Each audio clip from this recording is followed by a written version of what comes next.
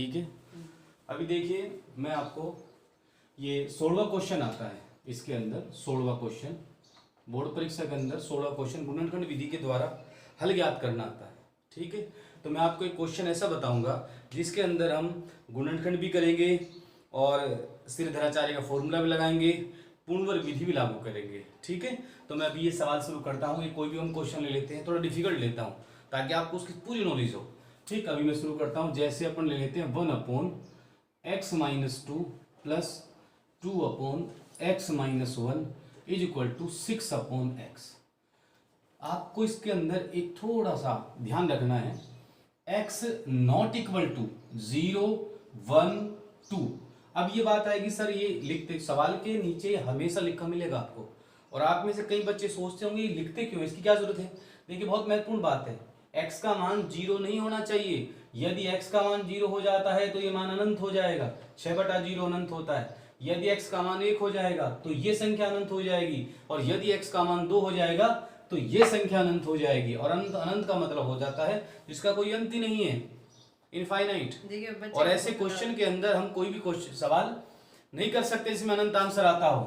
ठीक है, अभी मैं इसको सरल करता हूं। देखिए गुणनखंड विधि से कर रहा हूं, इसके बाद पूर्ण वर्ग विधि से करूंगा, उसके बाद स्थिरधराचार्य से करूंगा। ठीक है, सबसे पहले अपन क्या करते हैं, एलसीएम ले लेते हैं, x-2 और x-1। देखिए ऊपर क्या आता है, ऊपर आ जाएगा 1 इंटू, यहाँ आ जाएगा x-1 प्लस 2 इंटू, यहाँ आ जाएगा x-2 इज इक्वल टू क्या हो जाएगा 6/x। अब इसको आगे हम सॉल्व करते हैं। आगे आपको कुछ नहीं करना है, यहाँ पर आ जाएगा x-1 प्लस 2x-4 बटे इनके आप मल्टीप्लाई कर देंगे आपस में, हो जाएगा x² minus x minus 2x plus 2। कुछ नहीं करना, x की गुणा x में करो, x की गुणा 1 में करो, 2 की गुणा x में करो, 2 की गुणा 1 में करो। ठीक, ये आ जाएगा इक्वल में लिख देंगे 6/x।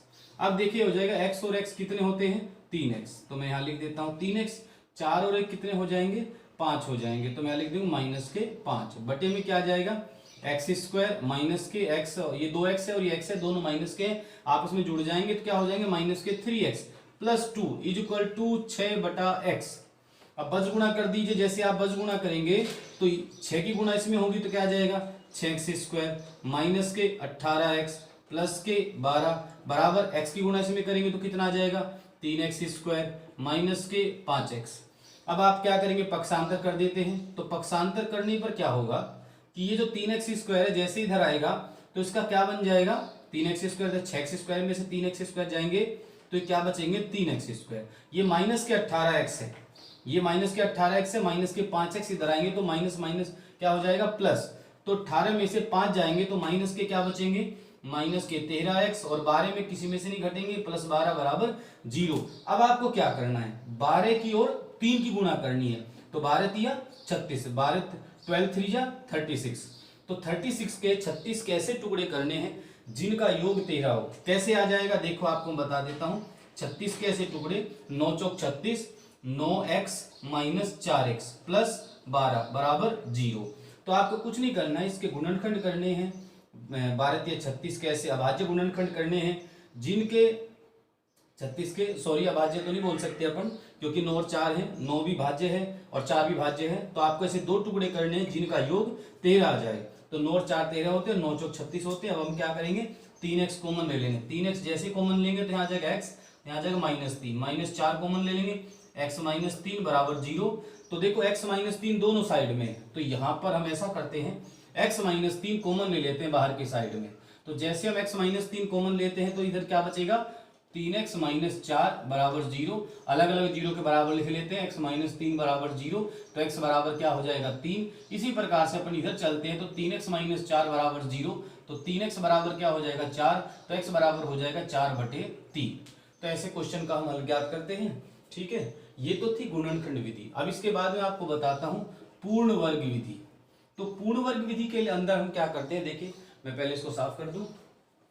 आंसर यही आएगा। आंसर मैं ऐसा करता हूँ, इस साइड में लिख लेता हूँ ताकि आपको कंफर्म रहे कि वास्तविकता में आंसर तो एक ही जैसे आ रहे हैं। x बराबर 3 है और x बराबर 4/3 ये आंसर है, यही आते रहेंगे। अब आप ध्यान देंगे पूर्ण वर्ग विधि से करते हैं अपन। मैं यहाँ लिख देता हूँ गुणनखंड विधि द्वारा के बजाय पूर्ण वर्ग विधि द्वारा हल करना। पूर्ण वर्ग विधि, पूर्ण वर्ग विधि द्वारा हल करना। देखिए आपको कुछ नहीं करना है, समीकरण यही रहेगी, ऐसे लघुत्तम लेना है, ये भी ये लाइन लिख, फिर ऐसे फिर ऐसे फिर ऐसे, यहां तक तो आपको सेम टू सेम चलना है।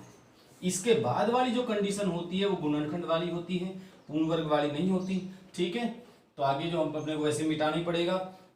इसके बाद क्या करते हैं, पूर्ण वर्ग। देखो यहाँ के बाद कैसे चलेगा, आपको क्या करना है, थोड़े से स्टेप याद रखने हैं। सबसे पहले अचर पद का पक्षांतर करो, 3x² माइनस के 13x बराबर माइनस के 12। उसके बाद x² के गुणांक से भाग दो। x² का गुणांक क्या है 3, तो 3 से भाग लिख दिया मैंने, 3 से भाग देने पर, भाग देने का मेरा मतलब है पूरे पक्ष को दिया जाएगा, लेफ्ट वाले को भी और राइट वाले को भी। जैसे आप भाग देते हैं तो यहां पर आ जाएगा x² माइनस, क्योंकि 3x² बटा 3 आ जाएगा, तो 3 से 3 कट जाएगा। फिर x के गुणांक क्या है 13, 13 को किससे भाग करें आप 3 से, तो यहाँ कितना आ जाएगा 13/3x बराबर माइनस 12/3। अब 12/3 ये तो कट जाएगा, कितना आ जाएगा माइनस के 4। परंतु देखो ये नहीं कटेगा, क्योंकि ये 13/3 है, ये अभाज्य गुणनखंड है, ये नहीं कट सकते, ये ऊपर 13 नीचे 3 है। ठीक है, इनको हम को प्राइम नंबर ही बोलते हैं, सह संख्याएं, तो ये आपस में नहीं विभाजित हो सकती। अब हम क्या करते हैं, जो विशेष नियम है वो पूर्ण वर्ग का, वो यहाँ लागू होता है। क्या, x के गुणांक के आधे का वर्ग, x के गुणांक के आधे का वर्ग, आधे का वर्ग, x के गुणांक के आधे, x का गुणांक क्या है 13/3, उसका आधा 13/6। अब आप कहोगे सर जी 13/3 का आधा 13/6 कैसे हो गया। आधा करने के लिए आपको कुछ नहीं करना है, हर में 2 की गुणा करनी है। जैसे 13/6 का आधा 13/12, कोई कहे 13/12 का आधा बताओ तो 13/24, 13/24 का आधा बताओ 13/48। बिल्कुल आसान है, हर में आपको 2 की गुणा करनी है, तुरंत आधा हो जाएगा। तो आधे का वर्ग, अब आधा कितना हो गया, मैं इधर लिख के बता देता हूं, आधा हो गया 13/6। इसका वर्ग कितना हो जाएगा 169/36, दोनों पक्षों में जोड़ने पर, दोनों पक्षों में जोड़ने पर, दोनों पक्ष कौन से, एक तो आपका लेफ्ट हैंड साइड में, राइट हैंड साइड में, तो x² माइनस 13/3x प्लस 169/36 बराबर हो जाएगा -4/1 प्लस 169/36। अब आप क्या है कि इसको सरल करोगे, सरल कैसे, देखो जैसे मैं इसको सरल करके बताऊं तो लघुत्तम कितना आ जाएगा 36, ऊपर कितना आ जाएगा माइनस के 144, क्योंकि 4 × 36 144 होते हैं, प्लस के 169, कितने बचेंगे 25/36। और यदि हम इसकी बात करें तो ये चूंकि नाम ही इसका पूर्ण वर्ग विधि है, तो एक पूर्ण वर्ग बन जाएगा। कैसे बन जाएगा, आप इस x के पास जाइए और इसे रिक्वेस्ट कीजिए कि भाई आप अपना स्क्वायर हटा करके मेरे पास आ जाओ। अब हम जैसे x का, ये इसकी बात कर रहा हूं मैं, जैसे x का स्क्वायर हटा देंगे और अपने पास ले आएंगे तो यहाँ लिख देंगे x। अब आप इसके पास जाइए और इससे भी ये रिक्वेस्ट कीजिए कि भाई अपना स्क्वायर हटा करके मेरे पास आ जाओ। तो यदि हम 169/36 का स्क्वायर हटाएंगे तो ये किसका वर्ग था, ये 13/6 का वर्ग था, तो यहाँ आ जाएगा 13/6। चूंकि हमने इससे भी रिक्वेस्ट कर ली, इससे भी कर लिया, अब हम इसके पास जाएंगे, तीसरा जो पॉइंट है हमारा ये वाला, इसका हम केवल साइन लेंगे, साइन मतलब चिन्ह, तो इसका चिन्ह ले लेंगे और फिर इसका स्क्वायर कर देंगे। अब ये देखो आप x माइनस 13/6 का होल स्क्वायर, ये आपके सामने लिखा हुआ है। अच्छा, बराबर कितना है 25/36, तो यहाँ क्या लिखेंगे x माइनस 13/6 बराबर प्लस माइनस अंडर रूट 25/36 बराबर प्लस माइनस 5/6। अब फिर वही बात आएगी प्लस लेने पर, तो जैसे ही आप प्लस लोगे तो x माइनस 13/6 बराबर आ जाएगा 5/6। ठीक, अब आगे चलते हैं, पक्षांतर कर देते हैं। तो जैसे अपन पक्षांतर करते हैं तो 13/6 उधर जाएगा, तो अपन क्या लिखेंगे x बराबर 13/6 प्लस 5/6 बराबर 18/6 बराबर 3। तो x का मान क्या हो जाएगा 3। वही है, देखो यहाँ पर भी x का मान 3 ही है। इसके बाद फिर हम लिखेंगे माइनस लेने पर, तो माइनस लेने पर क्या हो जाएगा, कुछ नहीं करना, x माइनस 13/6 बराबर माइनस 5/6। फिर पक्षांतर करेंगे तो x बराबर कितना आ जाएगा 13/6 माइनस 5/6, और 13 में से 5 जाएंगे तो कितने बचेंगे 8, तो 8/6, 2 से काट दो तो कितना आ जाएगा 4/3। वही देखो 4/3 यहाँ पर है। तो इसी प्रकार से हम क्वेश्चन को हल कर सकते हैं। तो ये विधि अपन बोलते हैं पूर्ण वर्ग विधि के द्वारा। अब नेक्स्ट विधि आएगी श्रीधराचार्य विधि, और उससे हम सवाल को कैसे हल करते हैं मैं आपको अभी बताता हूं। इसी क्वेश्चन को करके बता देता हूं। यहाँ पर लिख देते हैं अपन श्रीधराचार्य विधि द्वारा, श्रीधराचार्य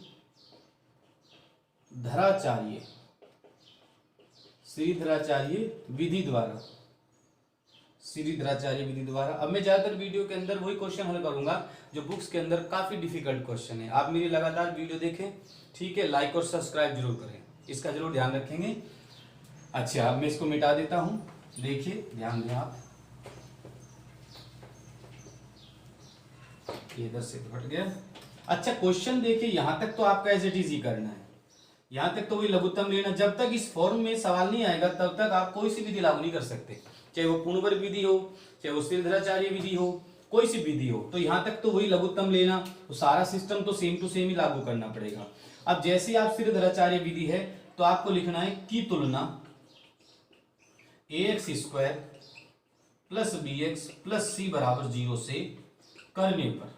तो जैसे आप तुलना करते हैं तो एक्स स्क्वायर का गुणांक क्या है a, और यहां पर क्या है 3, तो यहां लिख देंगे a बराबर 3। फिर x का गुणांक क्या है b बराबर कितना -13, c बराबर 12, तो मैं यहां लिख देता हूं b बराबर -13 और c बराबर 12। तो फिर आपको क्या है कि बी स्क्वायर माइनस 4ac ज्ञात करना है। बी स्क्वायर माइनस 4ac आप पहले ज्ञात करेंगे, फॉर्मूला बाद में लगाएंगे। क्यों? क्योंकि यदि बी स्क्वायर माइनस 4ac का मान 0 से छोटा आता है तो आंसर संभव नहीं है, फिर काल्पनिक मान आ जाएंगे। बी स्क्वायर माइनस 4ac का मान हमेशा 0 या 0 से ज्यादा होना चाहिए। तो हम यहाँ लिखेंगे -13 का वर्ग -4a और c, तो -13 का वर्ग होता है 169 -4 × 12 44 बराबर 25, और ये हो जाएगा 25 जो कि ग्रेटर देन इक्वल 0 है, ये जरूरी है। इसके बाद हम सूत्र से लेंगे, तो सूत्र क्या होता है श्रीधराचार्य का, x बराबर -b plus minus under root B square minus 4ac upon 2a। तो आपको कुछ भी नहीं करना है, -b, अब यहाँ पर कितना लिखा हुआ है -13, ठीक है, एक मिनट में चेंज कर लो, तो माइनस के कितने हो जाएंगे 13, तो यहाँ पर लिख दूंगा माइनस के, और ये हो जाएंगे प्लस, क्यों? क्योंकि यहाँ सूत्र में माइनस है, ऊपर भी माइनस है, देखो आप यहाँ पर भी माइनस है और नीचे भी माइनस है, तो प्लस हो जाएंगे। ये 13 प्लस माइनस अंडर रूट 25, अब 25 कहां से आ गया, ये वाला, क्योंकि हमने बी स्क्वायर माइनस 4ac पहले ज्ञात कर दिया था, अपॉन 2a, a का मान 3 है, तो 13 प्लस माइनस 5/6। अब फिर वही बात प्लस लेने पर, तो जैसे आप लिखेंगे प्लस लेने पर तो x बराबर क्या आ जाएगा 13 प्लस 5/6, 13 और 5 कितने होते हैं 18/6 बराबर 3। फिर वही बात माइनस लेने पर, तो जैसे आप माइनस लेते हैं तो x बराबर 13 माइनस 5/6, 13 में से 5 जाएंगे कितने बचेंगे 8/6, वही 2 से काट देंगे, 2 चौक 8, 2 तिया 6, तो आंसर हो गया x का मान 3 और x का मान 4/3, वही हर बार आंसर आया है। तो मैंने आपको ये तीनों विधियां बताई हैं, गुणनखंड विधि, ठीक है, पूर्ण वर्ग विधि और श्रीधराचार्य विधि, ये 3 विधियां 10वीं कक्षा के अंदर होती हैं, इनकी नॉलेज आपको होनी भी चाहिए। ठीक, थैंक यू।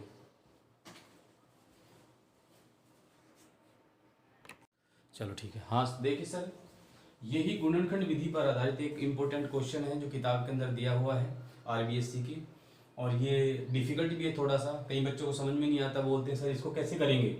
देखो क्या लिखा हुआ है, यदि द्विघात समीकरण b माइनस सी एक्स स्क्वायर प्लस सी माइनस सी एक्स प्लस ए माइनस बी बराबर 0 है के मूल वास्तविक व बराबर है, तो सिद्ध कीजिए कि 2b बराबर a प्लस सी। देखिए पहले तो आपको मैं बता दूं, मूल जब वास्तविक और बराबर होते हैं तब क्या होता है, जब मूल वास्तविक और बराबर है तब होता है बी स्क्वायर माइनस 4ac बराबर 0, और यदि मूल वास्तविक हैं तो और भिन्न है तो हम लेंगे B square minus 4ac greater than equal 0, और यदि मूल काल्पनिक है तो B square minus 4ac less than 0।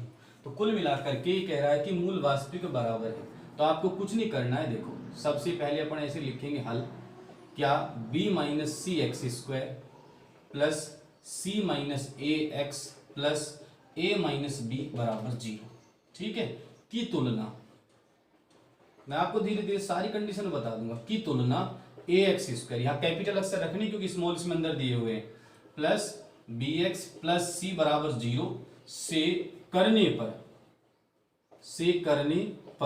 देखो एक्स स्क्वायर का गुणांक क्या है ए, एक्स स्क्वायर का क्या गुणांक है बी माइनस सी, तो अपन लिखेंगे ए बराबर बी माइनस सी, और बी बराबर एक्स का गुणांक जो एक्स के बराबर में लिखा हुआ है क्या है सी माइनस ए, और प्लस ए माइनस बी और प्लस सी, तो सी बराबर क्या हो जाएगा ए माइनस बी। तो आपको ऐसे बी सी का मान ज्ञात करना है, उसके बाद आपको ध्यान विशेष रखना है, कह रहे हैं मूल वास्तविक व बराबर है, तो मूल वास्तविक व बराबर है तो हम लिखेंगे मूल वास्तविक व बराबर है, इसलिए B square minus 4ac equal to 0, क्योंकि मूल वास्तविक के बराबर है। यदि होता मूल वास्तविक व भिन्न है तो यहां पर आता ग्रेटर देन, ऐसे लिखते हैं अपन, B square minus 4ac greater than equal 0, और यदि होता काल्पनिक है, अधिकल्पित है, तब लेते B square minus 4ac less than 0। ठीक, अच्छा अब आगे चलते हैं। मूल वास्तविक के बराबर है तो आपको केवल यहां मान रखना है, सरल करना है, और आपका आंसर आना चाहिए 2b बराबर a प्लस सी। अच्छा एक छोटी सी मैं आपको बता दूं, डायरेक्ट ये आंसर कभी नहीं आएगा। आंसर क्या आएगा, देखो यहां पर आप थोड़ा सा रफ्तारी भी करके देख लेते हैं, इस साइड में यहां इसके अंदर अंदर रफ्तारी कर देता हूं, आप इसको इधर ले आओ तो अपन क्या लिखेंगे 2b माइनस a प्लस सी, ठीक है, बराबर क्या आ जाएगा 0। अब दोनों ओर का वर्ग कर दो, जैसे आप दोनों ओर का वर्ग करेंगे, ये बात मेरी समझे, ये केवल मैं रफ्तारी कर रहा हूं, 2a प्लस सी को इधर ले आया तो 2b इधर था, a प्लस सी इधर आएगा तो माइनस का a प्लस सी हो जाएगा। ठीक है, होल स्क्वायर करेंगे तो क्या आ जाएगा, इसका वर्ग क्या होता है 4b स्क्वायर प्लस इसका वर्ग क्या होता है a प्लस सी का होल स्क्वायर, माइनस दोनों की गुणा का 2 गुणा 4b इंटू ए प्लस सी बराबर 0। तो कुल मिलाकर के जब आप इसको सरल करेंगे तो आपका आंसर ये आएगा, इससे आप इसको लिखना, इससे आप इसको लिखना, इस टाइप से अपन लेके चलेंगे। ठीक है, ध्यान रखेंगे। अभी देखो मैं कैसे सरल करता हूं, बी स्क्वायर, अब b क्या है बताओ, c माइनस ए, तो मैं यहां लिख देता हूं c माइनस ए का whole square minus 4ac, a का मान क्या है b माइनस सी, और c का मान क्या है a माइनस बी बराबर 0। अब इसको सरल करते हैं अपन, सरल कैसे करेंगे, देखो इसका होल स्क्वायर खोल दो, आप क्या आ जाएगा c square plus a square minus 2ac, इसके अब यहाँ 4 की जगह 4 रखेंगे, आपस में इनकी मल्टीप्लाई कर देंगे, b की गुणा पहले कहा करेंगे a में तो ba, फिर b की कहा गुणा करेंगे b में तो माइनस b स्क्वायर, क्योंकि यहाँ माइनस है यहाँ प्लस है तो माइनस आ जाएगा, यहाँ माइनस है यहाँ प्लस है तो माइनस आ जाएगा ca plus minus minus plus. अब देखो जैसे b की गुणा अपन ने a में की थी, फिर b की गुणा b में की, अब c की गुणा किस में करेंगे a में तो ac हो जाएगा, और c की गुणा किस में करेंगे b में तो bc हो जाएगा बराबर 0। अब आगे सरल करते हैं, अब देखिए कुछ नहीं करना है, सी स्क्वायर प्लस ए स्क्वायर माइनस 2ac माइनस, अब 4 की गुणा अंदर कर दो तो ये हो जाएगा माइनस का 4ba, अच्छा minus minus plus 4b square, फिर minus minus plus 4ca minus 4bc बराबर 0। कुछ नहीं करना है, टारगेट यहां है, इस पर ध्यान रखो, क्या लिखा है 4b स्क्वायर पहले, अब देखो इसमें कहा है 4b स्क्वायर, ये रहा, इसको पहले लिख लो तो यहां लिखेंगे अपन 4b स्क्वायर प्लस आगे क्या लिखा हुआ है a प्लस सी का होल स्क्वायर, बताओ a प्लस सी का होल स्क्वायर क्या होता है a square plus C square plus 2ac, ये वाली जो कंडीशन है इसमें ढूंढो कहां है, ये रहा a स्क्वायर, ये लिख दिया, प्लस सी स्क्वायर ये रहा, और रही बात देखो आगे क्या लिखा 2ac देखो आप, माइनस का 2ac प्लस का 4ac, तो माइनस के 2ac में से प्लस का 4ac जाएगा तो क्या बचेगा प्लस का 2ac। तो ये जो कंडीशन है मेरी, दो कंडीशन तो यहां बन चुकी है, मतलब ये बन चुके रही बात इसकी माइनस 4b इंटू ए प्लस सी, तो आप इसमें से माइनस 4b कॉमन ले लो, किसमें से जो बच गए, बचा कौन, ये कंप्लीट हो चुका है, ये कंप्लीट हो चुका है, कंप्लीट बचे दोनों, इसमें से आपने क्या कॉमन ले लिया माइनस का 4b, क्या बचेगा, बचने को तो यहाँ लिखा हुआ है a प्लस सी, फिर भी एक बार चेक कर लो, यहाँ से क्या बचेगा a, आगे से क्या बचेगा c बराबर 0। तो ये जो कंडीशन है अपन इसको लिख सकते हैं 4b स्क्वायर प्लस ये पूरा का पूरा क्या है a प्लस सी का होल स्क्वायर और माइनस 4b कोष्टक में a प्लस सी का बराबर 0। अच्छा अब देखो आप ये जो कंडीशन है यहाँ पर लिखी हुई है कि नहीं लिखी हुई है यहाँ पर, अब देखो इस ये कंडीशन में कहां से लाया, इससे लाया, अब इसको ऐसे लिख दो तो क्या लिख देंगे 2b माइनस ए प्लस सी का होल स्क्वायर बराबर 0। अब स्क्वायर को उधर भेज दो, तो जैसे आप स्क्वायर को उधर भेज दोगे तो होल स्क्वायर है ये, जब स्क्वायर उधर जाएगा तो अपन क्या लिखेंगे 2b माइनस ए प्लस सी बराबर 0। अब हम क्या करेंगे पक्षांतर कर देंगे, पक्षांतर करने पर क्या आ जाएगा 2b बराबर ए प्लस सी। ठीक, इति सिद्धम, यही सिद्ध करना था। देखो बहुत आसान है गुणनखंड में इतनी कोई झंझट नहीं है, आपके पे टेक्निक ध्यान होनी चाहिए। नेक्स्ट वीडियो के अंदर मैं आपको समांतर श्रेणी बताऊंगा, उसके बाद फिर 6 नंबर के सवाल हैं। ठीक है, आप देखते रहें। Thank you.